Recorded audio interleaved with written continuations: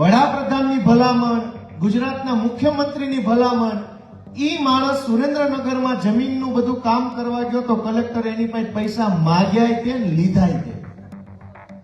જેની વડાપ્રધાને ભલામણ કરી, જેની મુખ્યમંત્રીએ ભલામણ કરી, ઈ માણસ પાસે કલેક્ટરે પૈસા માગી લીધા તો ભ્રષ્ટાચાર કરનારની હિંમત તો જોવો. સુરેન્દ્રનગરના કલેક્ટર અને બીજા અધિકારીઓના ઘરે ઈડીની રેડ, એના પછી 1500 કરોડના કૌભાંડની ગંધ અને એના પછી જે ખુલાસાઓ થયા એના પછી પ્રશ્ન એ થયો કે માત્ર સુરેન્દ્રનગરના કલેક્ટર જ કે પછી એ ત્યાંના અધિકારીઓ જ આ કરે છે.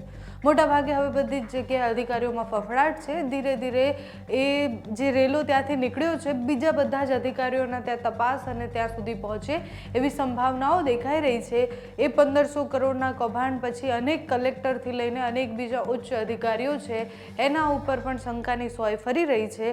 આ બધાની વચ્ચે ધારીમાં એક કાર્યક્રમ હતો, આમ આદમી પાર્ટીનો એક કાર્યક્રમ હતો અને અમરેલીની આસપાસના લોકો ત્યાં ભેગા થયા હતા. ગોપાલ ઇટાલિયા મંચ પર હતા. વિસાવદરના ધારાસભ્ય ગોપાલ ઇટાલિયા જ્યારે ભાષણ આપી રહ્યા હતા ત્યારે ભ્રષ્ટાચાર પર વાત કરી અને ભ્રષ્ટાચાર પર વાત કરતા એમણે કહ્યું કે આ 1500 કરોડના કૌભાંડ પાછળના કારણો મને ખબર છે.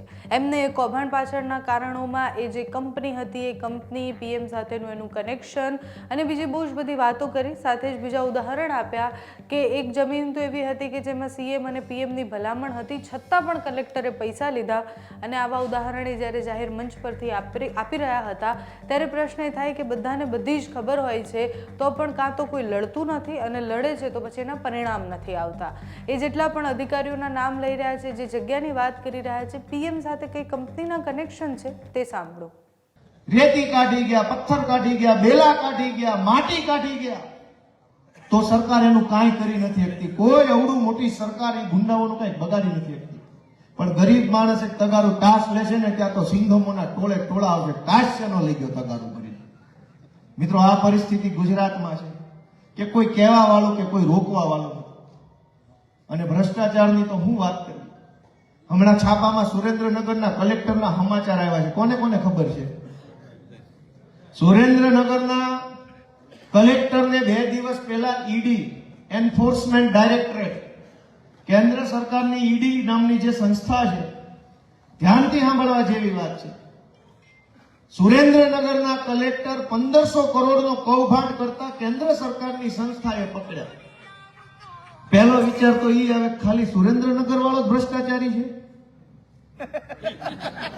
બાકી શું છે? એ એક જ ચોર છે? થાય કે ન થાય એવો પ્રશ્ન. એને 1500 લીધા હશે, અમારે ત્યાં ટીડીઓ એટલું કરીને બેઠા છે. એટલી સુરેન્દ્રનગરના કલેક્ટર 1500 કરોડનો ભ્રષ્ટાચાર કરતા કેન્દ્ર સરકારની એજન્સીએ ગુજરાતમાં આવીને પકડ્યા. કેન્દ્રમાં સરકાર ભાજપની, ગુજરાતમાં સરકાર ભાજપની, તો ગુજરાતમાં કેન્દ્રની પોલીસ આવીને ગુજરાતના કલેક્ટરને પકડે એ વાતમાં કઈક શંકા ન થાય? કેન્દ્રમાં કોંગ્રેસ હોય ને અહીંયા ભાજપ હોય તો એમ લાગે કે કઈક વાંધો પડ્યો છે બે સરકારને. બે બાજુ એક વકલ છે તો એ કેમ રેડ પડી? દોસ્તો, એ કારણ સમજવા જેવું છે. ગુજરાતના એક એક માણસે, કેન્દ્રમાં એક કંપની છે સોલાર કંપની, એને વડાપ્રધાન હારે બહુ સારા સંબંધ છે. એટલે વડાપ્રધાનને મળીને કીધું કે ભાઈ મારે ગુજરાતમાં સોલારનો બહુ મોટો પ્લાન્ટ કરવો છે. એટલે વડાપ્રધાન ઓફિસેથી ગુજરાતના મુખ્યમંત્રી કાર્યાલયમાં ભલામણ આવી કે આ છોકરો હું મોકલું છું રમેશ નામનો, એને આપણે સોલાર કરવા માટે મન ફાવે એટલી જમીન સરકારી આપવાની છે, સરકારી ઘટે અડખે પડખે વાળા ખેડૂતોની પોલીસ મોકલીને પડાઈ લેવાની છે, આની સુવિધા કરી દો, પ્લાન્ટ ન ખાઈ દો. વડાપ્રધાન ઓફિસની સૂચના મુખ્યમંત્રી કાર્યાલયમાં આવી. મુખ્યમંત્રીએ એ ભાઈને મળ્યા, આગતા સ્વાગતા કરી. ગુજરાતના ટોપ 10 અધિકારીઓ હોય છે, મેન, આખી સરકારના ટોપ મેન 10, એની હાજરીમાં મુખ્યમંત્રીને આગતા સ્વાગતા કરી. એના ફોટો વિડીયો પણ છે મુખ્યમંત્રીના ફેસબુક પર કે આવો આવો.